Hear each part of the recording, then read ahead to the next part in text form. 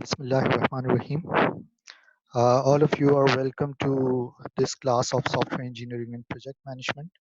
Course plan में दो areas हमने बताए थे। दो एरियाज का मतलब है कि एक था सॉफ्टवेयर इंजीनियरिंग, जिसमें कि software product perspective and variants के हवाले से बात करनी, और दूसरा जो है वो सॉफ्टवेयर प्रोजेक्ट मैनेजमेंट। और ये कि एक-एक चीज़ को बाकायदा तौर पर आप बगौर सुनिए कि what is our objective and where we have to go. तो इस सिलसिले में जो केस स्टडीज़ हैं, इसमें BART, Bay Area Rapid Transit transportation system की बात की गई। इसलिए आपसे इतने बड़े-बड़े प्रोजेक्ट्स की बात की गई कि हमारे मुल्क में भी ये प्रोजेक्ट्स हैं, हमारे मुल्क में भी हमारे सामने हैं। चलो ये तो 1985 की मैंने बात की कि 80s की बात है कि ये ट्रेन जो है अमेरिकन सिटी में मौजूद है, ये पूरा सिस्टम है। हमारे यहाँ भी रेलवे सिस्टम सर्कुलर सिस्टम अभी स्टार्ट हुआ है। तो आपको ये बताया जाए कि आपका विजन ब्रॉड हो कि आईटी सिस्टम्स या कंप्यूटिंग सिस्टम्स कहाँ इस्तेमाल होते हैं। यहाँ पर ये बात भी बताना ज़रूरी है कि आईटी सिस्टम्स असल में जो है इनकॉर्पोरेशन होता है बिजनेस सिस्टम्स का। तो बिजनेस पॉलिसीज, बिजनेस इनकॉर्पोरेशन और ये कि बिजनेस के मेथड्स हैं, उनको पहले स्टडी करना होता है, तब जाके सॉफ्टवेयर बेहतरीन तरीके से बनाया जा सकता है। तो इसकी मुख्तलिफ अप्रोचेज़ हैं, टेक्निकल अप्रोच भी है और बिहेवियरल अप्रोच भी है। बिजनेस हमें सॉफ्टवेयर के बिहेवियर के बारे में बताता है कि जी सॉफ्टवेयर बिहेव कैसे करना चाहिए, किस तरह से ये आउटपुट रिस्पॉन्स देगा। और फिर ये कि टेक्निकल अप्रोचेस में हमारे पास कोर टेक्निकल अप्रोचेस आ जाती हैं, जिसमें कि हार्डवेयर की कंपैटिबिलिटी आ जाती है, फिर सॉफ्टवेयर के दूसरे और बहुत सारे एरियाज़ हैं, जिसमें ख़ास तौर पर डेटाबेसेस आ गया, नेटवर्क्स आ गया, वेब मीडिया आ गया, और फिर हार्डवेयर और सॉफ्टवेयर की तो कंपैटिबिलिटी लाज़मी तौर पर एक-दूसरे के साथ है। तो इस हवाले से हमारी बात होगी। और फिर ये कि ये जो केस स्टडीज़ हैं, उनकी डिटेल मैंने कंपाइल की हुई है और वो फ़ोल्डर में मैंने शेयर करना है आप लोगों के साथ, ताकि आप इसको पहले पढ़ लें, ताकि आप लोगों को इसकी डिटेल का पता हो कि इस तरह के और बहुत सारे सिस्टम हैं, लेकिन मैंने सिर्फ़ और सिर्फ़ 3 केस स्टडीज़ के बारे में बताया। अब यहाँ पर ये यंकी स्टेडियम है और इसकी यूट्यूब पर जाके आप वीडियोज़ देखें, मैंने भी लिंक शेयर किए हुए हैं, और BART के भी लिंक मैंने शेयर किया हुआ है। हमारे मुल्क में भी मैचेज़ होते रहते हैं। तो आप कंपेयर करें कि यहाँ पर Yankee stadium totally IT oriented है, और उसके लिए इसकी सिटी प्लानिंग भी की गई है, उसकी इंटरनल प्लानिंग भी की गई है, उसको फैसिलिटेशन यानी कि पीपल को फैसिलिटेशन करने के लिए बहुत सारे और सर्विसेज़ भी दिए गए हैं। ब्रॉड विज़न में हम अगर एक छोटा-सा प्रोडक्ट बनाने जाते हैं, तो उसके साथ और बहुत सारे बिज़नेसेस भी एक्वायर किए जा सकते हैं। क्योंकि जो भी टेक्निकल काम किया जाता है, ना सिर्फ़ वो सर्विस होता है, बल्कि उसके बिज़नेस पर्सपेक्टिव से भी देखना ज़रूरी है, ताकि एक पूरी कंपनी भी बनाई जा सके। और फिर ये कि उसकी ओनरशिप हो और उसके पार्टनरशिप हो और बहुत सारे जॉइंट वेंचर भी हों, इंटरनेशनल, नेशनल सारे हों। तो ये हमारा प्रोफ़ेशनल पर्सपेक्टिव भी होता है कि हम प्रोफ़ेशनली अगर हम एजुकेशन कंप्यूटर साइंस या सॉफ्टवेयर इंजीनियरिंग की हासिल कर रहे हैं, तो हम फ्यूचर में क्या करेंगे? सिर्फ़ जॉब्स नहीं करनी होती हैं, बल्कि ये कि फैसिलिटेशन के साथ-साथ अपना बिज़नेस भी करना होता है। तो आपके ज़हन में वो तमाम बातें हों, ताकि आप अपने विज़न के साथ आगे बढ़ें। तो यहाँ पर एक तीसरी केस स्टडी है, ये Oracle system based boat, sailing boat है ये। एक इनोवेशन है, ईयर 2008-2009 से ये स्टार्ट हुआ और फर्स्ट टाइम 2010 के सेलिंग कॉम्पिटिशन में ये यूज़ हुआ, और उस वक़्त इसका एक इफ्तिताह भी था और एक टेस्ट ड्राइव भी था और बहुत ही प्रोडक्टिव रहा। तो इसको अक्सर बुक्स में शेयर किया जाता है, और मैंने यहाँ पर इसलिए शेयर किया कि यहाँ पर हमारी कंप्यूटर साइंस के ओरेकल और फिर ये कि बिग डाटा की बात आई हुई है। और इस पर भी मैंने डिटेल देनी है कि जी हार्डवेयर जो यहाँ पर सेंसर हैं, एक्चुएटर्स हैं और इंटेलिजेंस है, किस तरह से फीडबैक कंट्रोल सिस्टम के तहत ओनली 11 नंबर ऑफ पीपल, जहाँ पर 100 नंबर ऑफ पीपल की ज़रूरत हो, वहाँ 11 नंबर ऑफ पीपल इसको ड्राइव कर रहे हैं, और उनको इन्फॉर्मेशन कहाँ से मिलती है? उनके हाथ में रिस्ट वॉच है, जो कि टेक्नोलॉजी ओरिएंटेड है। तो इसकी भी केस स्टडी मैंने कंपाइल की हुई है, उसको आप पहले पढ़ लीजिएगा। तो ये कि what is software and what is software engineering, ये दोनों चीज़ें समझना ज़रूरी है। सॉफ्टवेयर क्या है और सॉफ्टवेयर इंजीनियरिंग क्या है? तो सॉफ्टवेयर तो प्रोडक्ट है, प्रोडक्ट तो और बहुत सारे होते हैं। प्रोडक्ट होते क्या हैं? प्रोडक्ट किसी मेथोडोलॉजी से प्रोड्यूस होते हैं, और वो मेथोडोलॉजी हम सॉफ्टवेयर इंजीनियरिंग के पर्सपेक्टिव से देखते हैं। मेथोडोलॉजी में टेक्निक्स आ जाती हैं, मेथड्स आ जाते हैं, हुनर आ जाता है। जिसके पास हुनर यानी कि स्किल आ गई, स्किल का मतलब उसने बार-बार प्रैक्टिस की हुई है, तो वो बड़े अच्छे तरीके से प्रोग्राम ट्रबल शूट कर लेता है और नए मॉड्यूल्स बना लेता है। तो हमें यहाँ पर ये जानना ज़रूरी है कि what are the software engineering methodologies, क्या-क्या तरीके हैं, क्या-क्या टेक्निक्स हैं, क्या-क्या रेसिपीज़ हैं जिसको फॉलो करें तो हम बेहतर से बेहतर प्रोडक्ट बना सकें, क्वालिटी ओरिएंटेड। और software has become a driving force कि अब जो है दुनिया के हर मामले में दुनिया के हर मामले में सॉफ्टवेयर जो है वो एज ए ड्राइविंग फोर्स काम कर रहा है। यानी कि ड्राइवर के तौर पर जैसे ड्राइविंग सीट होती है, तो स्टीयर कर रहा होता है, पूरी दुनिया को अपने पीछे लेके चल रहा है। तो यहाँ पर एज ए सॉफ्टवेयर इंजीनियर आप समझ लें कि आपकी कितनी वैल्यू है, लेकिन वैल्यू बनाना और वैल्यू समझना आपका अपना काम है कि आप किस तरह से अपनी प्रोफेशनल स्टडीज में अलग दूसरे तरह की स्किल्स फॉलो करते हैं और आगे बढ़ने की कोशिश करते हैं। तो यहाँ पर ये भी जानना ज़रूरी है कि इस प्रोडक्ट को मार्केट में लोग किस तरह से देखते हैं और किस तरह से इस्तेमाल करते हैं। What are the product perspectives? Perspective का मतलब किस ज़ाविये से देखा जाता है, किस अंदाज से इसको इस्तेमाल किया जाता है और उसके क्या-क्या वेरिएंट्स मौजूद हैं।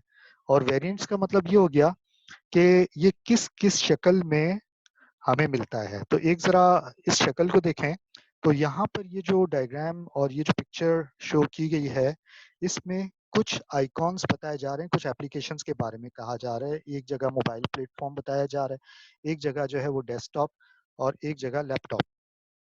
तो ये जो डेस्कटॉप है, इसी तरह से एक वीडियो सिस्टम भी कहा जाए कि यहाँ पर सॉफ्टवेयर किस-किस शक्ल में पाया जाता है।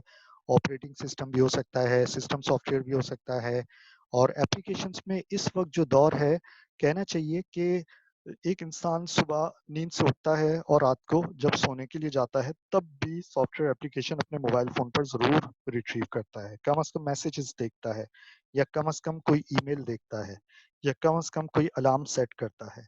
तो यहाँ पे आप देखें कि हर चीज़ में इवन ये कि अगर कोई बीमारी हो जाए इत्तफ़ाक़िया तौर पर तो जो हॉस्पिटल में भी बायोमेडिकल इक्विपमेंट्स हैं, वो भी सॉफ्टवेयर ऑपरेटेड हैं। इवन ये कि आप ट्रैवल करें, तो ट्रैवल के लिए जो आप व्हीकल यूज़ करते हैं, चाहे वो गाड़ी हो, चाहे वो ट्रांसपोर्टेशन के लिए हवाई जहाज़ हो या जो भी मेथड हो, सॉफ्टवेयर कॉकपिट विंडो पे इन्फॉर्मेशन देता है, तब जाके आप ट्रैवल कर पाते हैं। इवन ये कि रीडिंग के लिए, स्टडी करने के लिए भी अब बहुत सारे मेथड्स बता दिए गए हैं कि जी ऑटोमैटिकली आपको अब मैं तो आपको ये बताऊँ कि जब हम लोग पढ़ा करते थे, तो हमें एक बुक जो है पढ़ने के लिए साइड में डिक्शनरी भी रखनी पड़ती थी और अगर कोई मुश्किल लफ्ज़ आता था, तो हम उस डिक्शनरी में ज़रूर देखते थे और फिर आगे बढ़ते थे और बुक के हाशिए में ज़रूर लिख देते थे कि इस चीज़ का मतलब क्या है। और आज अगर आप ऑनलाइन स्टडी कर रहे होते हैं, तो आप तो एमएस वर्ड में जाएँ या गूगल के ऊपर जाएँ और उसका मीनिंग भी देख लें। तो आप लोगों के लिए तो बहुत सहूलियात हैं और बल्कि ये कि और बहुत एनहांस हुआ है, तो आप तो और बहुत कुछ कर सकते हैं, डिजिटल लाइब्रेरीज़ मौजूद हैं। तो यहाँ पर ये देखें कि this device is every time in your pocket. सबके पॉकेट में ये होता है, इवन ये कि कोई अफ़ोर्ड कर ना भी पाए, तो उसके पॉकेट में भी आपको ये मिलेगा। तो उससे वो क्या काम अंजाम देता है? तो पहले तो ये समझना कि लोग इसको इस्तेमाल कैसे करते हैं। ठीक है, डेली बेसिस पर जैसा कि communication is the main purpose कि जी कॉल सेंड एंड रिसीव किया, मैसेजेस सेंड एंड रिसीव किया, ईमेल सेंड एंड रिसीव किया, रिट्रीव किया, डॉक्यूमेंट्स को कैलेंडर देखा और रिमाइंडर सेट किया। इसके अलावा और बहुत सारी एप्लीकेशंस हैं। हर तबक़ाए ज़िंदगी में जैसे कहा जाए कि अगर खाना पकाना हो तो उसकी रेसिपीज़ के लिए भी एप्लीकेशंस मौजूद हैं या अगर कोई चीज़ खरीदनी हो तो उसके लिए भी वेब स्टोर मौजूद है। तो आप देखें बच्चों को गेम खेलने के लिए गेम्स भी मौजूद हैं और हर तरह का सॉफ्टवेयर अगर वीडियो एडिटिंग या फ़ोटो एडिटिंग की बात की जाए तो वो भी मौजूद है। आप जिस तरह की एप्लीकेशन रखें, आप रख सकते हैं इसके ऊपर। तो यहाँ पर ये देखें कि being the students of computer science and software engineering आपका ताल्लुक कौन-कौन सी और फील्ड से हो सकता है। तो यहाँ पर मैं आप लोगों को ये बताऊँ कि what would be your role आपका रोल क्या होगा बीइंग ए कंप्यूटर साइंटिस्ट। आप कंप्यूटर साइंस की स्टडीज़ पढ़ रहे हैं। आप जब कंप्यूटर साइंस की स्टडीज़ पढ़ रहे हैं और आप ज़्यादातर अपना वक़्त जो है वो कंप्यूटर पे सर्व करते हैं। चाहे वो डेस्कटॉप हो, चाहे वो लैपटॉप हो, लेकिन ज़्यादातर वक़्त आपका कंप्यूटर पे सर्व होता है। तो ये कि कंप्यूटर साइंस अब अगर सिर्फ कंप्यूटर कहें व्हाट इज़ कंप्यूटर? तो it is an electronic device, it is an electronic machine ठीक है, it is an electronic machine, electronic device. लेकिन ये जो इलेक्ट्रॉनिक डिवाइस है या ये जो इलेक्ट्रॉनिक मशीन है वो खुद क्या है? It is a system. कौन सा सिस्टम है? ये एक तरह का हार्डवेयर सिस्टम है। इस हार्डवेयर सिस्टम की अगर बात की जाए तो उसमें इनपुट है, प्रोसेस है और आउटपुट है। तो इनपुट पर आप ये देखें कि इस सिस्टम के अंदर कीबोर्ड है, माउस और दूसरे पेरिफेरल डिवाइसेस हैं जो कि हम इस्तेमाल करते हैं। जैसे कि इस वक्त आप लोगों ने हेडफोन लगाया हुआ है और मैं माइक्रोफोन यूज कर रहा हूँ। ठीक है, ये इनपुट डिवाइसेस हैं। हेडफोन जो है वो आपको आउटपुट दे रहा है। तो यहाँ पर आउटपुट डिवाइसेस में मॉनिटर आ गया, प्रिंटर आ गया और दूसरे बहुत सारे और भी आ गए, डिवाइसेस आ गए। इसके अलावा प्रोसेसिंग यूनिट में सेंट्रल प्रोसेसिंग यूनिट, सीपीयू कह दीजिए, मेमोरी कह दीजिए, जो कि डाटा और इंफॉर्मेशन को प्रोसेस करके स्क्रीन पर लेकर आते हैं। तो ये तो एक मशीन हो गई, एक हार्डवेयर सिस्टम आ गया। अब ये कि इस हार्डवेयर सिस्टम को अच्छे तरीके से समझना कि ये सॉफ्टवेयर जो हम बनाते हैं इसके ऊपर रन कैसे करता है, कौन सी लैंग्वेज ये समझता है। Language is the tool for communication. कोई भी लैंग्वेज कह दीजिए, language is tool for communication. Communication के लिए लैंग्वेज जरूरी है। चाहे आप मशीन के साथ कम्युनिकेट करें, चाहे आप ह्यूमन के साथ कम्युनिकेट करें, आपको लैंग्वेज की जरूरत है। बगैर लैंग्वेज के, और लैंग्वेज में पार्ट ऑफ स्पीच होता है, उसका जार्गन होता है, उसका मेथड होता है और उसके जो है वोकैबलरी होती है। तो ये कि हमारे पास उसका इंस्ट्रक्शन सेट है। जैसे कि हम हार्डवेयर की बात करते हैं, असेंबली लैंग्वेज की बात करते हैं या सी लैंग्वेज की बात करते हैं, पूरा इंस्ट्रक्शन सेट है, पूरा उसका जो है वो कीवर्ड जार्गन है। हम उसकी डिक्शनरी देखते हैं और फिर हम वो कीवर्ड्स के थ्रू फंक्शंस परफॉर्म करते हैं। हम लिखते हैं फंक्शन जो कि एग्जीक्यूट होते हैं। कंपाइलर है या ट्रांसलेटर है वो उसको एग्जीक्यूट करता है और हमारी जो ह्यूमन की इंग्लिश लैंग्वेज है उसको कन्वर्ट करता है मशीन लैंग्वेज में। तो यहाँ पर यह है कि हमें समझना ज़रूरी है कि being the students of computer science, we should first understand what is science. Science क्या है? अब साइंस में हम क्या करते हैं, किसी भी सिस्टम को चलाने के लिए बैलेंस हम देखते हैं कि how it is balanced. Science जो है वो हर चीज़ का प्रूफ देती है और हर चीज़ का प्रूफ जो है वो मैथमेटिकल फॉर्मुलेशन से होता है और मटीरियलाइज होता है। फिजिक्स जो है वो मटीरियलाइज करता है और ये फॉर्मुलेशन देता है, किसी फॉर्मूले के तहत कोई चीज चल रही है या किसी इक्वेशन के ऊपर इक्विलिब्रियम है। तो अगर इक्विलिब्रियम नहीं है तो फिर वहां डिजास्टर है। तो हम इस वक्त नेचुरली अगर बात करें तो हम इस वक्त इक्विलिब्रियम में हैं। जहां पर जरा सा इक्विलिब्रियम लॉस होता है वहां पर डिजास्टर आता है, कुछ जलजिला आ जाता है, कहीं पर कोई हादसा हो जाता है, तो कोई ना कोई नुकसान हो जाता है। या कहीं अगर अच्छा, अब नुकसानात भी किस किस तरह के, नुकसानात की भी कैटेगरीज आप देख लें कि नुकसानात या खतरात हमारे हैं वो 4 कैटेगरीज में देखते हैं। सबसे टॉप कैटेगरी देखी जाती है वो है कैटेस्ट्रॉफी, यानी कि बहुत बड़ा हादसा जो कि नॉन रिकवरेबल हो, और उससे नीचे जो होता है वो सीवियर होता है।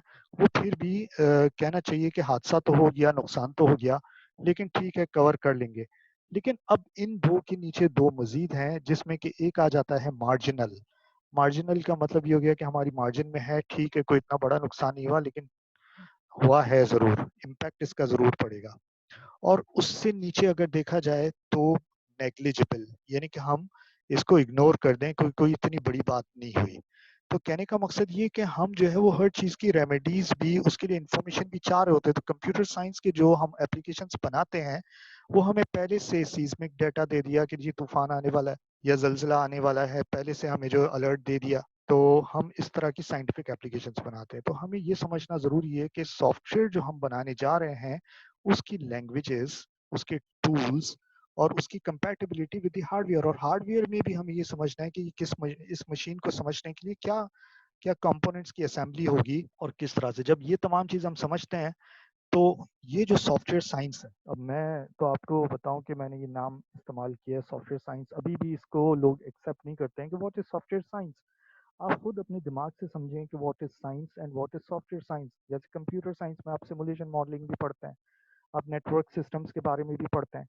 तो सॉफ्टवेयर में आप पूरी सॉफ्टवेयर की साइंस पढ़ लें, पूरी आप किताब को देख लें, तो आपको बहुत कुछ समझ में आएगा कि जी साइंटिफिक मेथड्स हैं, फॉर्मल मेथड्स हैं। और फॉर्मल मेथड्स की बात करते हैं तो फिर बाकायदा तौर पर मैथमेटिकल पॉइंट ऑफ व्यू से हम चलते हैं। इवन ये कि हम एक HTML का कोड भी लिखते हैं वेब मीडिया के लिए, तो उसमें भी फॉर्मूले आ जाते हैं। तो यहाँ देखें कि हमारा जो मेन ऑब्जेक्टिव है वो है प्रोडक्शन फॉर द बिजनेस। अब बिजनेस इस डायग्राम को भी मैं आपको बताता हूँ कि यहाँ पर हार्डवेयर एंड सॉफ्टवेयर दोनों के इंटीग्रेशन से हम सॉफ्टवेयर एप्लीकेशन बनाते हैं, और ये जो सॉफ्टवेयर एप्लीकेशन है वो किसी हार्डवेयर पे ही चलेगी। तो ये ब्लू कलर की लाइन है और ये ग्रीन कलर की लाइन है, तो इसको आप देखें कि दोनों की इंटीग्रेशन है। सॉफ्टवेयर एप्लीकेशन जो हम बनाते हैं तो हार्डवेयर साइंस समझना ज़रूरी है, या अगर हार्डवेयर एप्लीकेशन बनाते हैं तो उसके लिए भी सॉफ्टवेयर के टूल्स समझना ज़रूरी है। उसकी सिमुलेशन से ही हम जो है वो हार्डवेयर मशीन बना सकते हैं। और फिर ये कि जब हम डेटाबेस की बात करते हैं, ये 5 कैटेगरीज में मैंने इसको डिस्ट्रीब्यूट किया हुआ है।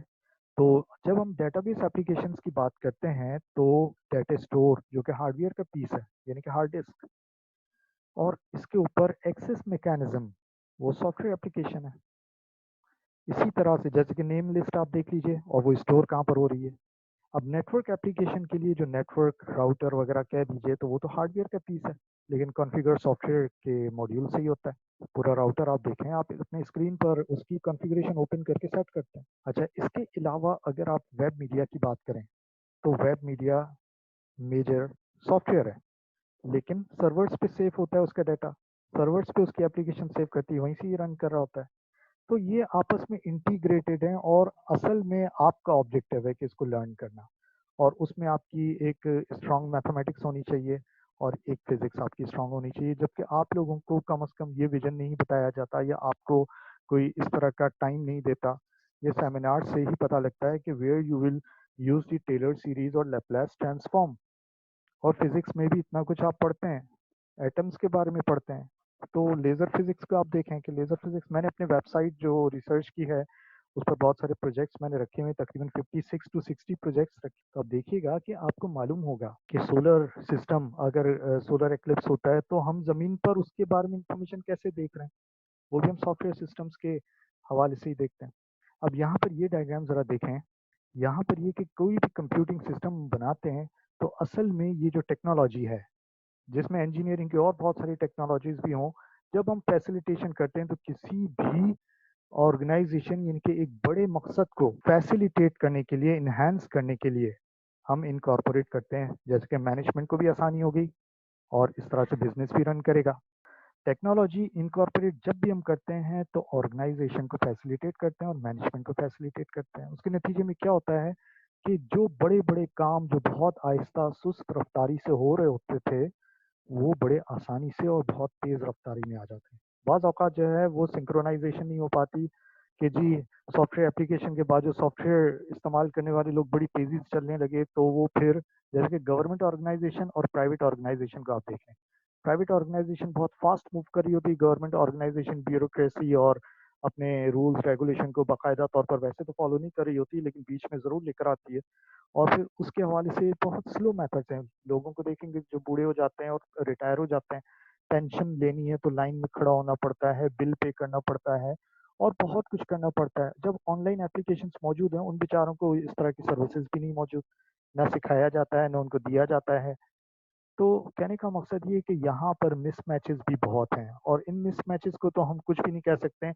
ये हमारी गवर्नमेंट लेवल के ऊपर, पॉपुलेशन लेवल के ऊपर चीज़ें आती हैं कि ये जो कंप्यूटर साइंस है, कंप्यूटर साइंस फैसिलिटेट कर रहा है इंफॉर्मेशन सिस्टम या फिर कंप्यूटर सिस्टम या सॉफ्टवेयर एप्लीकेशंस बनाने में। लेकिन उसके लिए हमें ऑपरेशन रिसर्च और मैनेजमेंट साइंसेस की भी ज़रूरत है।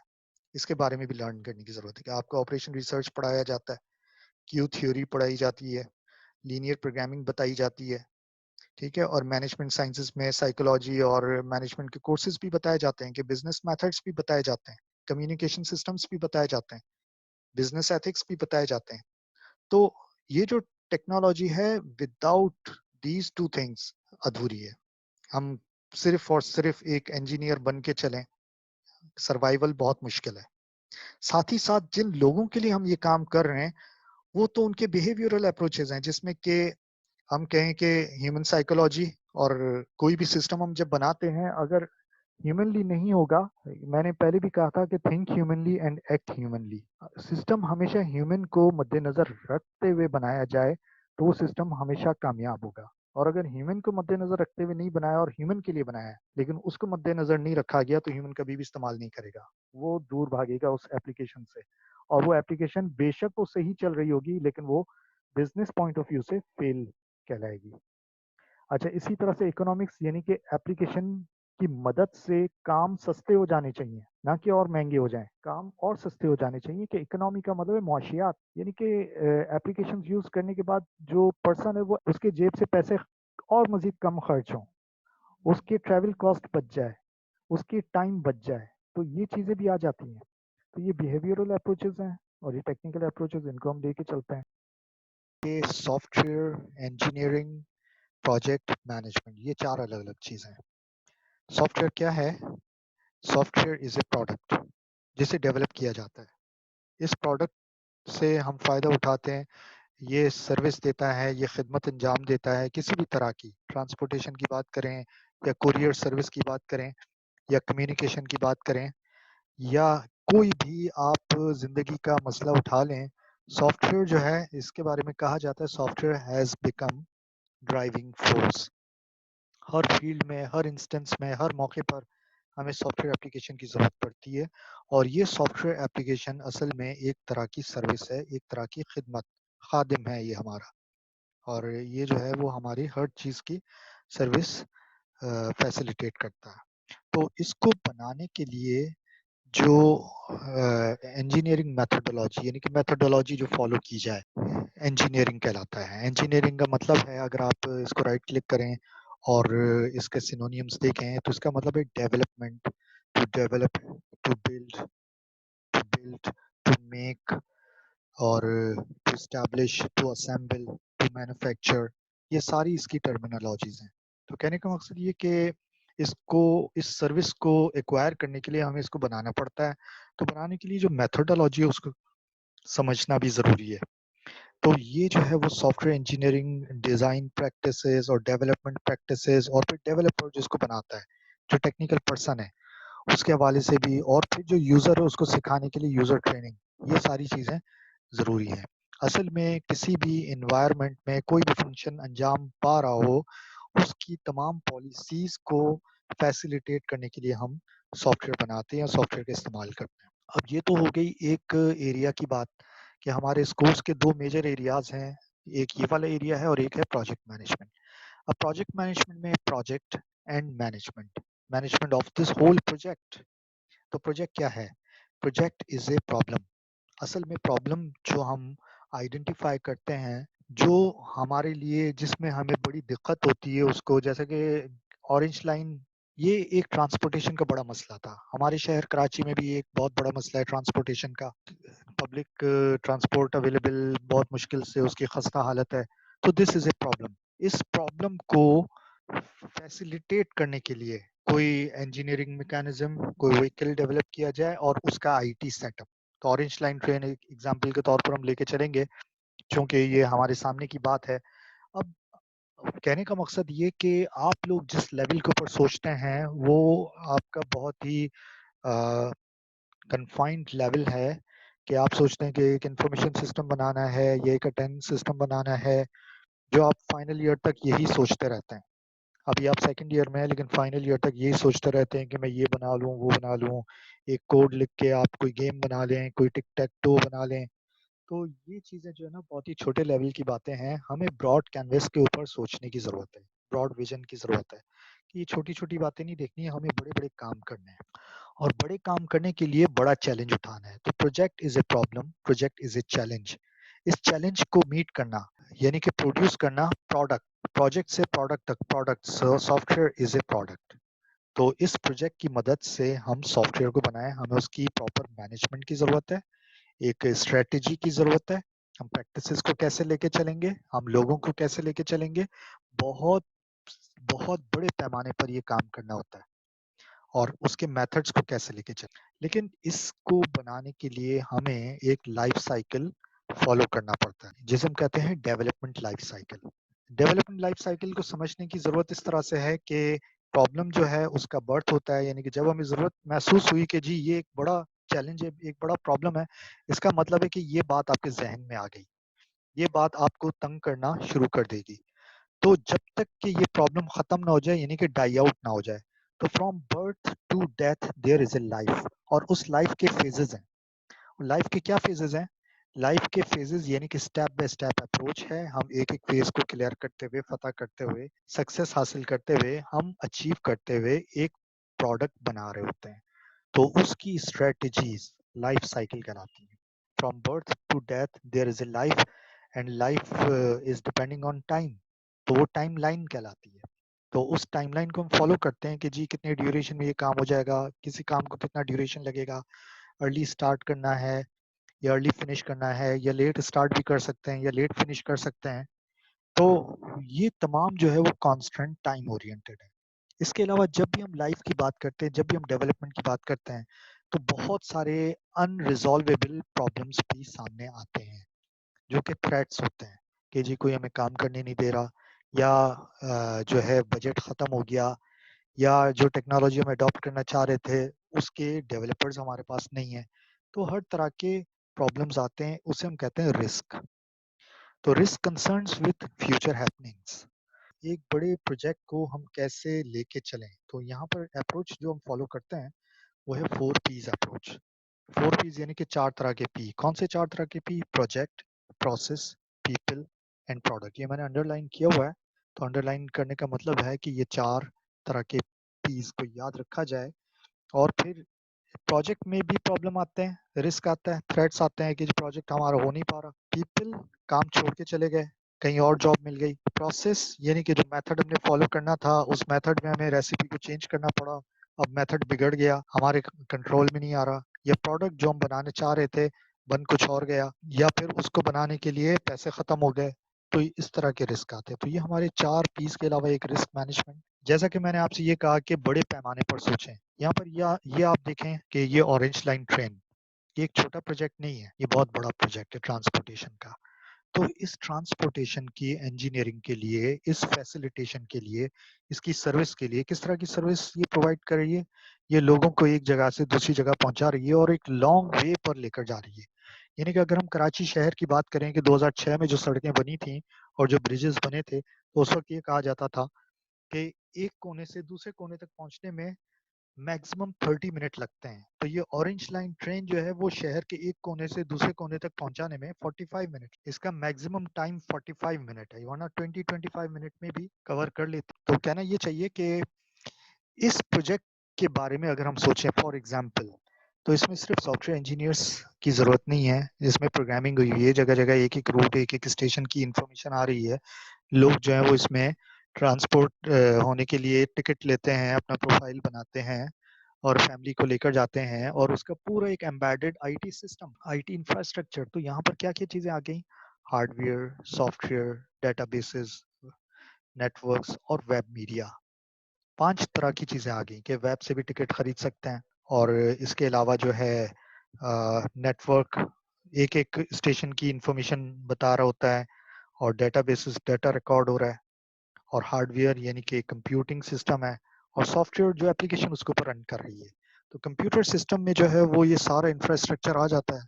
और अगर ये देखा जाए कि ये आज अगर 2020 में हमारे सामने है और एक शहर में मौजूद है, तो अगले 5 साल में कम से कम 2 या 3 और शहर में भी हो जाए। जैसे कि ML1 का प्रोजेक्ट है, 5 साल का प्रोजेक्ट, सीपैक का, चाइना पाकिस्तान इकोनॉमिक कॉरिडोर, मुल्क के एक कोने से दूसरे कोने तक और फिर अगले किसी और मुल्क में उसकी ट्रांसपोर्टेशन लेन, ML यानी कि मेन लाइन। तो अब ये देखें कि ये प्रोजेक्ट 85, 86 या 80s की बात, 80s के ज़माने का ये कैप्चर मैंने किया था, एक किताब से मैंने लिया हुआ है।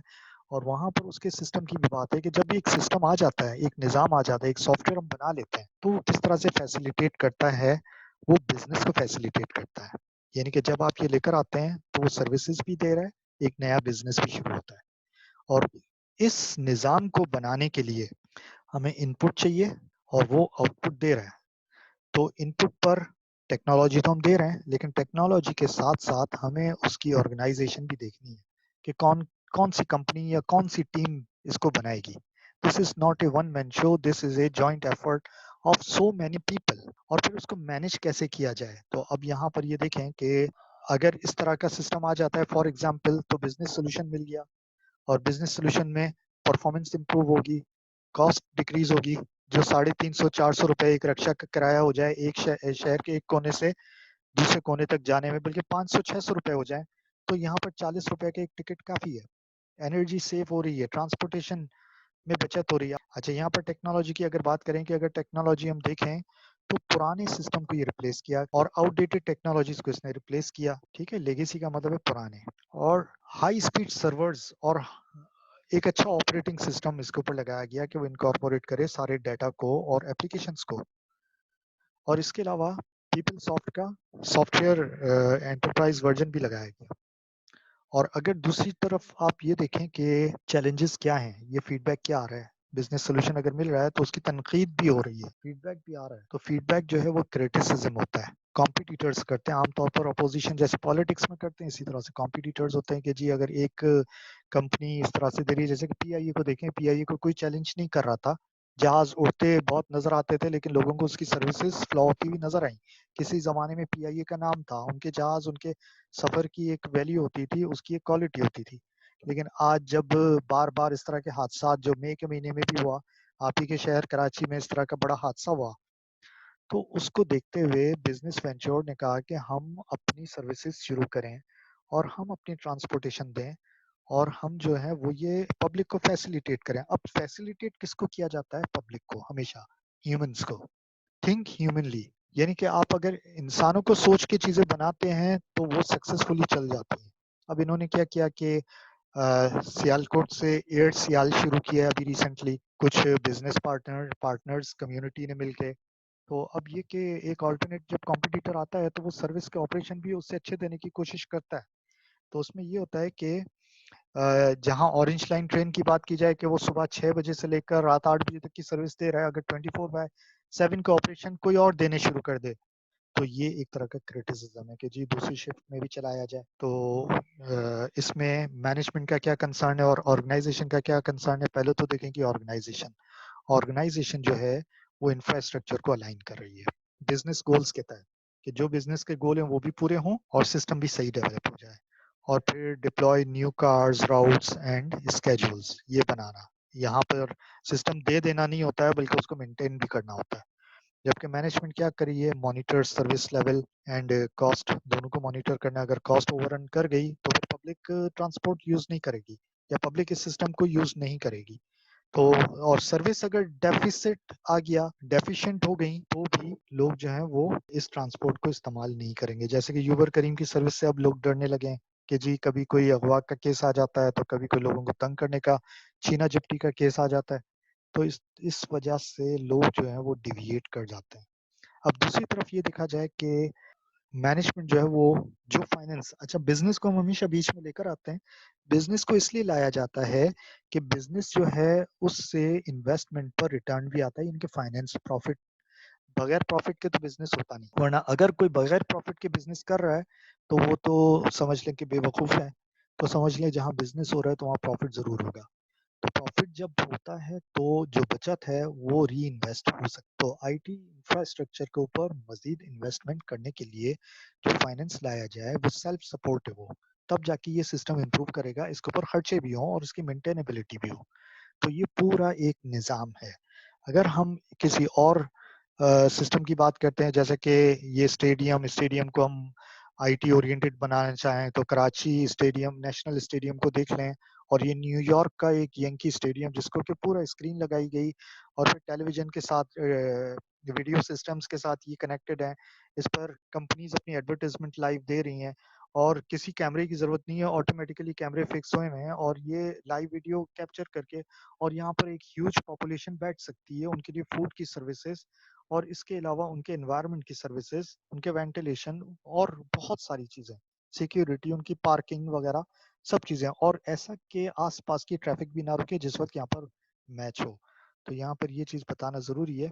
तो ये मैंने आप लोगों को स्टेडियम की एक मिसाल दी और मजीद भी हमारे पास है कि हम जो है वो ब्रॉड वे में सोचें कि जैसा कि ये एक सेलिंग बोट है, सेलिंग बोट को उसकी स्पीड बढ़ाने के लिए अब यूट्यूब पर देखिएगा कि ओरेकल कंपनी, ये आईटी की कंपनी है, ओरेकल कंपनी ने किस तरह से बिग डाटा कवर करना होता है और फिर ये सेंसर्स और एक्चुएटर्स, ये मैकेनिकल, पूरी बोट मैकेनिकल है, लेकिन इसको इंफॉर्मेशन सिस्टम जो है वो डाटा दे रहा है, सेंसर्स जो है वो सेंस कर रहे हैं कि जी समंदर की क्या हालत है और फिर ये कि स्पीड बढ़ाने के लिए क्या किया जाए, कौन सी मशीन चलाई जाए। और यहाँ पर जहाँ 100 लोगों की जरूरत थी वहाँ सिर्फ 11 लोग काम कर रहे हैं, 11 नंबर ऑफ पीपल। और दूसरी इसमें खास बात ये है कि इनके हाथों में रिस्ट कंप्यूटर है जहाँ से ये इंफॉर्मेशन लेते हैं। तो इस सिस्टम में refine the board design, provide the performance metrics, measurement दे रहे हैं कि जी परफॉर्मेंस को आगे बढ़ाना है तो आपके पास करंटली पता हो कि आप किस लेवल के ऊपर हैं, बोर्ड के बैलेंस को कंट्रोल करना है, स्पीड को ऑप्टिमाइज करना है। और फिर ये कि अगर ये रेस में इस्तेमाल हो रही है तो win selling competition, business solution ये है। और फिर उसके ऊपर जो फीडबैक है वो देख लें कि highly competitive sport, opportunity to use advance information technology. ठीक है, और यहाँ पर टेक्नोलॉजी कौन सी लगाई गई, डिप्लॉय सेंसर्स। सबसे बड़ी बात यह है कि इसमें सेंसर्स लगे हुए हैं, सेंस करते हैं इन्वायरमेंट को और उससे जो है वो डाटा जो जनरेट होता है वो मॉनिटरिंग डायल के ऊपर या कॉकपिट के ऊपर शो किया जाता है। तो ओरेकल डाटा मैनेजमेंट, एनालिटिक्स और ग्राफिक्स सॉफ्टवेयर। और इसके अलावा ऑर्गेनाइजेशन क्या कर रही है, रीडिजाइन दी सेलिंग प्रोसेसेस, और इसके अलावा लोगों को ट्रेन भी कर रही है। मैनेजमेंट का क्या इसमें कंसर्न आ गया, identify opportunity to use the technology, क्या अपॉर्चुनिटी है, और फिर डेवलप द डिजाइन स्पेसिफिकेशन। अब ये जो स्टेडियम की बात हमने कही थी, तो स्टेडियम जो है उसमें क्या आ गया, गेम के जो टिकट्स हैं उनको मॉनिटर किया जाए कि वो पब्लिक के लिए हैं तो पब्लिक को एक यूनिफॉर्म प्राइस के ऊपर सेल किया जाए। ऐसा नहीं मैच हो रहा है और वो जो 200 रुपए का टिकट है वो 2000 के जा रहा है या फिर 20,000 के जा रहे हैं कि जी आपको किस केबिन में जगह मिलेगी। रिवाइज बिजनेस स्ट्रेटेजी, तो ये एक पिक्चर है, इसको आप जरा पढ़ें फिर समझें कि आपको ये सिस्टम कैसे बनाना है ह्यूमन पीपल के लिए। कि इंक्रीज रेवेन्यू हो, HDTV टेक्नोलॉजी लगाई जाए, टच स्क्रीन टेक्नोलॉजी, ताकि लोग जो है वो पोल भी कर सकें। और इसके अलावा इंटरैक्टिव वेबसाइट डेवलपमेंट, तो यहाँ पर अपॉर्चुनिटीज तो बहुत है। अब यहाँ पर कहा जाए कि जब ब्रॉड विजन पर हम देखें तो project is not a one man show, ये एक आदमी का काम नहीं है। यहाँ पर पूरी टीम यानी कि बहुत सारे लोगों की जरूरत है, लेकिन लोग भी कब कब चाहिए, जिस वक्त प्रॉब्लम सामने हो, उस प्रॉब्लम को रिजॉल्व करने के लिए कंसर्न पीपल हो और कंसर्न टाइम पर हो। Right people at right time for right work at right venue, सही जगह पर सही मौके पर सही लोग उस काम को अंजाम देने के लिए सही टाइम पर मौजूद हो, तब जाके काम होगा, वरना काम नहीं होगा। तो ये एक प्रिंसिपल है। इसके अलावा प्रोसेस क्या है, प्रोसेस कहते हैं स्टेप बाय स्टेप अप्रोच, कि हम उसकी, जैसे कि कोई भी खाना पकाने की रेसिपी होती है, अगर स्टेप बाय स्टेप ना चलें, मसाला पहले डाल दें या बाद में डालें तो जायके में बहुत फर्क आता है। इसी तरह से किसी भी प्रॉब्लम को सॉल्व करने के लिए जो हम स्ट्रेटेजी बनाते हैं, अगर हम प्रॉपर ना लेके चलें तो वो जायका जायका जैसे हमने कहा उसी तरह से वो काम बिगड़ जाता है। प्रोडक्ट के बारे में बहुत अच्छे खासे तरीके से हमने देखा, लेकिन प्रोजेक्ट क्या है, प्रोजेक्ट इज ए चैलेंज। अब इसकी स्ट्रेटेजी के फेज वाइज अप्रोच चला। और अब इसके नीचे एक और चीज लिखी हुई है, risk management, risk concerns with future happenings. किसी को नहीं पता फ्यूचर में क्या होने वाला है, अनसर्टेन सिचुएशंस को डील करना जिसके बारे में हम नहीं जानते हैं। Some of the situations are deterministic, कुछ हम पता लगा लेते हैं कि जी सही होगा सारा काम, लेकिन एंड टाइम पर सारी चीजें बिगड़ जाती हैं। फर्स्ट स्टेज पर फेलियर जरूर आता है, ऐसा ना सोचें कि सब चीजें ठीक ठीक चलेंगी। फर्स्ट ड्राइव के ऊपर फेलियर आते हैं, हमेशा याद रखिएगा। ऐसा नहीं है कि सक्सेसफुल हो जाएगा, फर्स्ट अटेम्प्ट पर हमेशा फेलियर आते हैं। और जब आप लार्ज स्केल पर लार्ज पॉपुलेशन के साथ काम कर रहे हो, इन्वॉल्व हो, तो लाजमी तौर पर आते हैं, क्योंकि उनके विशेष के मुताबिक चीजें, एक्सपेक्टेशन के मुताबिक चीजें नहीं हो पाती हैं। ये है book software engineering by Roger S Pressman, 7th edition. दूसरी जो बुक है वो ये है 10th edition of software engineering by Ian Sommerville. तो ये दो बुक खास तौर पर हम फॉलो करेंगे, ताकि आप पढ़ने का काम इसमें बहुत ज्यादा है।